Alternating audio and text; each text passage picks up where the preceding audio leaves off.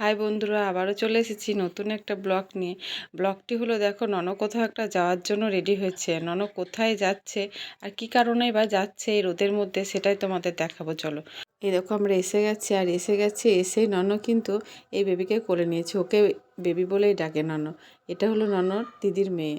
ও আজকে ভাত খাবে, তাই জোগাড়। আর জোগাড় দেখে মনে হচ্ছে না কোনো একটা বড় মানুষ ভালোভাবে পরিপূর্ণভাবে খাবে, কিন্তু কিছুই না। যে খাবে সে ঘুমাচ্ছে। সে জানেই না তার জন্য রান্না হয়ে গেছে, রান্না সাজানোও হয়ে গেছে, কিন্তু সে ঘুমাতেই ব্যস্ত।